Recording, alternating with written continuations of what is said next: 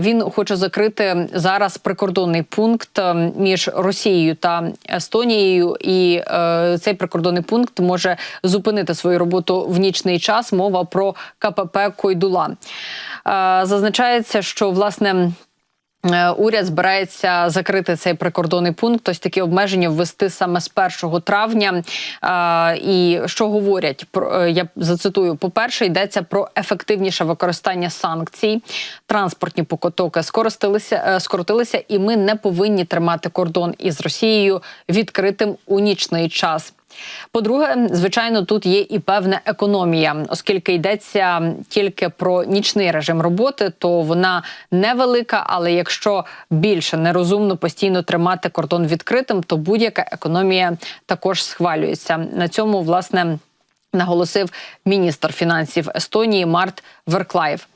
Ну і що хочеться сказати, що раніше Естонія дійсно, вони вже заявляли про те, що можуть закрити свої пункти перетину із Росією через міграційний тиск, через навалу мігрантів, яка нині спостерігається біля естонських кордонів. Ось ця міграційна криза – це така історія, яку досить часто застосовує Росія. Ми про це говорили вже неодноразово.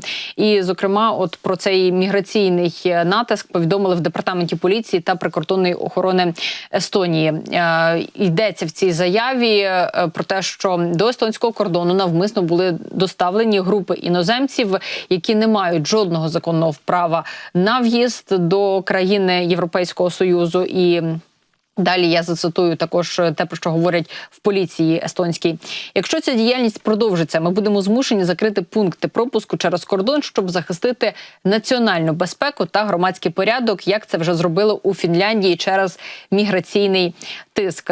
І дійсно, Фінляндія – це була одна з перших країн, яка запровадила відповідні обмеження. Я нагадаю, що 6 листопада минулого року Фінляндія заявила про навалу мігрантів з боку Росії і закрила 4 пункти перетину на кордоні з Ерефією. І потім ці закриття продовжували ще кілька разів. Я нагадаю, що відбулося це на фоні заяв Фінляндії про те, що багато з'явилося на кордоні прохачів, власне, притулку, які не мають жодних документів. І цих прохачів нібито Росія навмисно підвозить до кордону для того, аби створити ось цей подібний тиск і власне, подібну кризу.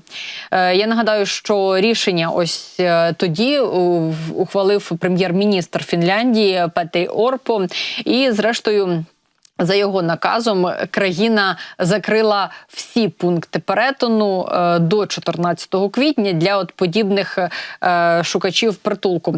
Бачимо, що